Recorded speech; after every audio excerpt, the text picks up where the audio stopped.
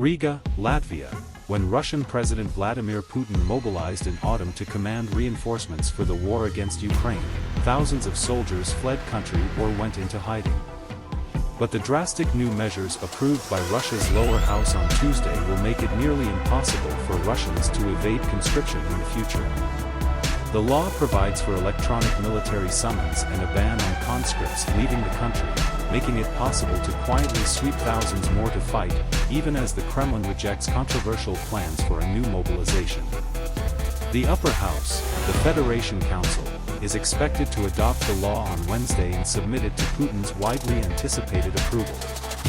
The chaotic mobilization of the past year, where military officers have to physically distribute paper leaflets, has created scenes where young men are kidnapped from streets and subway stations or wrestled in shopping malls. In some cases, passers-by filmed men fleeing from military authorities. Under new rules, electronic summons will be sent to those enlisted in Russia's mandatory military service between the ages of 18 and 27, as well as potentially members of Russian military reserve and others. Under Russian law, conscripts are not supposed to be sent to Ukraine, but there have been complaints that in some cases they were sent Ukraine and killed in action, buying property or securing benefits. These penalties can be applied to thousands of men currently abroad. The electronic summons will be issued through Gosuslugi, a government services portal used for all kinds of government payments and services, including taxes, passports, housing services, benefits, transportation documents, medical appointments, employee insurance and countless other matters. According to the law, personal data of conscripts, including identity documents, personal tax numbers, driver's license information, phone numbers and other information, will be transferred by Gosuslugi to the recruitment offices. Universities, employers, hospitals and clinics, ministries, law enforcement, election commission and tax office also need to transmit data to the military. While the Kremlin is concerned about avoiding unpopular mobilization measures, the new rules emphasize that Russia needs more military personnel after a largely ineffective winter offensive that gained little ground despite high casualties and before a new Ukrainian counteroffensive is expected ahead. The need to constantly rebuild depleted Russian military units could last for years as the Kremlin prepares the Russians for a protracted war. After the Wagner mercenary group was prevented from recruiting soldiers in prisons, Russia's Ministry of Defense recently recruited hundreds of prisoners on 18-month contracts to fight in the war, according to Russia Behind Bars, a prisoner rights group. The military also issues Russian passports to foreigners joining the Russian armed forces and conducts a recruitment campaign. In December, Defense Minister Sergei Shoigu announced plans to increase the size of Russia's military by 30% to 1.5 million soldiers, including 695,000 volunteer contract soldiers. Kremlin spokesman Dmitry Peskov said new law was absolutely necessary, but added that it was not linked to the mobilization of more Russian men into war. "We need to improve and modernize the military accounting system," said Peskov.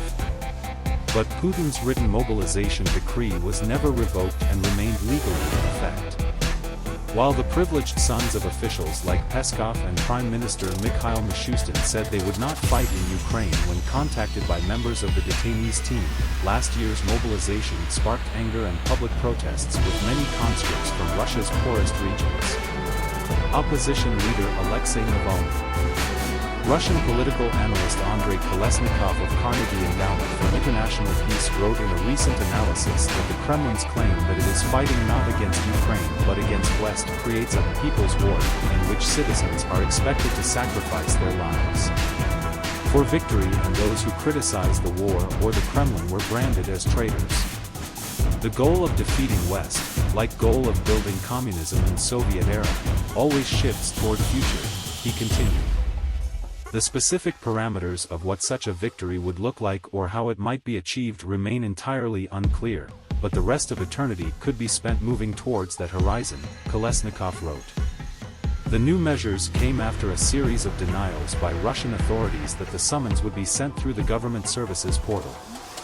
Once the electronic notification is issued, the citizen is bound by it until he completes his military service.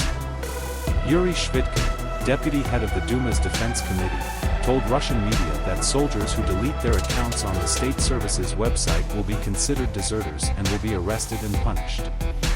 Minimizing the percentage of fugitives was just one of the goals, he told Russian media outlet URA.ru. The ban on leaving country takes effect from the moment draft notification is sent electronically. Military enlistment offices can enlist conscripts into the military during their absence, abandoning the current practice of seeing enlisted and enlisted in person to sign forms and undergo medical examinations.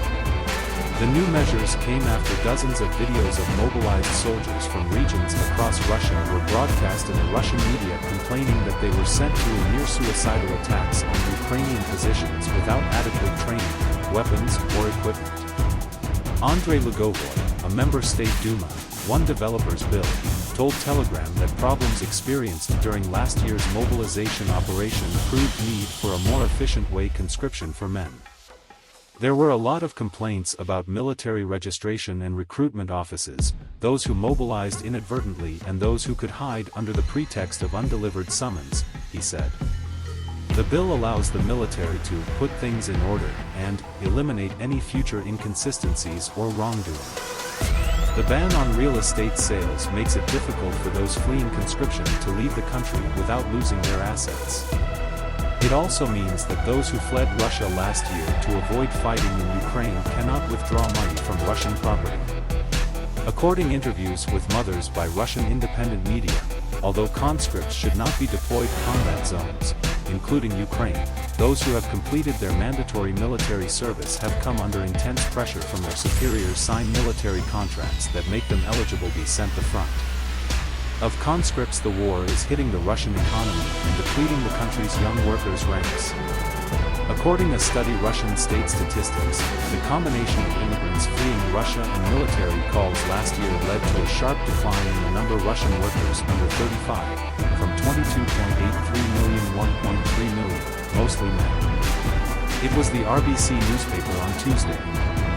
The decline was greatest among workers aged 25 to 29, with 724,000 less to 7.2 million workers.